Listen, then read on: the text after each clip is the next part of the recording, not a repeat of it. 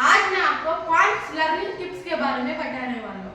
Student 1 और student 2 थे, दोनों ही सेम पढ़ते थे, दोनों को आसपास इक्वल मार्क्स आते थे कि किसको एक मार्क ज़्यादा, एक मार्क किसे ऐसे होता था, मगर दोनों इक्वल पढ़ते थे। जब एनुअल एग्जाम्स की बारी आई तो स्टूडेंट में बहुत ज़्यादा आगे निकल गया था, तो सारे लोग हैरान हो गए, दोनों सेम पढ़ते थे मगर वो उतना आगे कैसे गया। तब स्टूडेंट 2 ने स्टूडेंट 1 के पास जाकर ये पूछा, अरे यार तुम उतने ज़्यादा आगे कैसे चले गए, मैं तो हम दोनों इक्वल ही थे मगर तुम ज़्यादा आगे कैसे निकल गए। तब उसने ये बोला, मैं 5 लर्निंग स्ट्रैटेजीज को यूज करता हूँ। पहला जो है वो है मेमोरी वॉक। जब हर रात को मैं क्या करता हूँ कि अकेले घूमने जाता हूँ, उस अकेले घूमने जाता हूँ जब मैं उस समय मैं पूरा रिकॉल करता हूँ कि मैंने क्या क्या पढ़ा आज। वो पूरा रिकॉल करने से क्या होता है कि शॉर्ट टर्म मेमोरी से वो पूरा का पूरा सीधा लॉन्ग टर्म मेमोरी में जाता है। तब क्या होता है कि आपको ज़्यादा लंबे समय तक याद रहता है। मैं हर रोज ये स्ट्रैटेजी फॉलो करता हूँ। दूसरा जो है थीटा वेव्स। हमारे ब्रेन से कुछ वेव्स निकलते हैं, उसको हम थीटा वेव्स बोलते हैं। यूट्यूब पे भी कुछ थीटा नेल्स नाम के आपको साउंड्स मिलते हैं, और जब भी आप पढ़ने जाता हो तो आपको ये फील होता होगा कि आप स्ट्रेस्ड फील करते हैं, आपको पढ़ने का मूड नहीं आता। तब आपको क्या करना है कि ये जो ईयरफोन्स होते हैं उसको लेकर कान में रखकर थीटा वेव्स यूट्यूब पे सर्च कर सुनना है। 10-15 मिनट सुनने के बाद आपका माइंड रिलैक्स्ड हो जाएगा।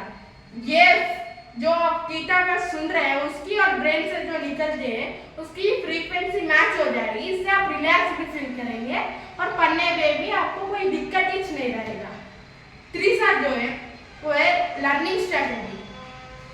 जैसे कि एक लंबा क्वेश्चन आंसर होता है, उस लंबे क्वेश्चन आंसर में 1, 2, 3 स्ट्रैटेजीज को यूज करो। 1 बोले तो जो फर्स्ट वाला भाग होता है वो, 2 बोले तो जो मिडिल वाला भाग होता है क्वेश्चन आंसर्स में वो वाला, 3 बोले तो जो आखिरी भाग होता है वो। आपको क्या करना है कि इसमें से एक मेन पॉइंट होता है, पूरे के पूरे क्वेश्चन आंसर में, लंबे आंसर में कोई ना कोई मेन पॉइंट होता है, उसे ढूंढना है, उस मेन पॉइंट को आपको समझना है। पूरी आंसर को आप रटते हैं, पढ़ने की कोशिश करते हैं, उतना बड़ा आंसर किसी को भी याद नहीं रहता, लॉन्ग टर्म मेमोरी में जाता ही नहीं, आता भी तो फिर भी शॉर्ट टर्म मेमोरी में रहता। तो आपको क्या करना है कि एक मेन पॉइंट को देखना है और उससे समझना है।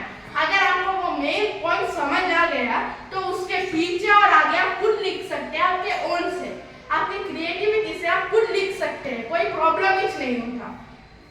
4th स्ट्रैटेजी जो है वो है food for memory in increase. आपको कुछ फूड्स होते हैं जिससे आपके ब्रेन की मेमोरी इंक्रीज हो जाती है।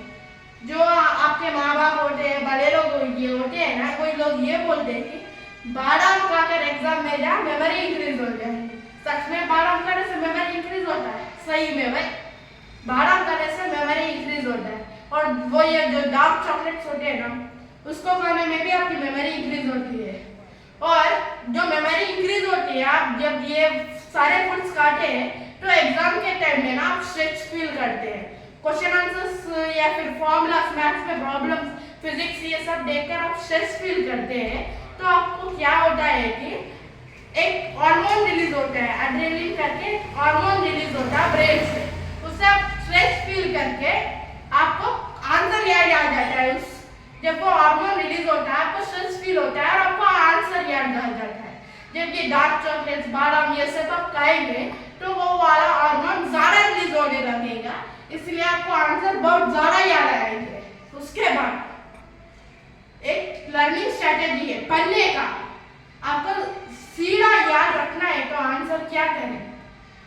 आप कुछ भी पढ़ते हो एग्जाम के अगले दिन, एग्जाम में जो पढ़ते हैं वो बाहर पढ़ते हो, जो बाहर पढ़ते हैं ना वो ठीक नहीं है। जो आपको आपके आईज से रीडिंग करना है। जब आप अपने आईज से रीडिंग करेंगे तो वो सीधा लॉन्ग टर्म मेमोरी में जाएगा और जल्दी आएगा।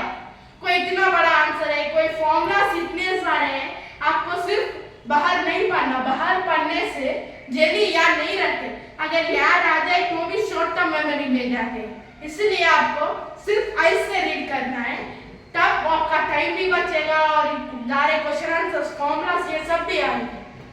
like this video, please like, share, subscribe and comment.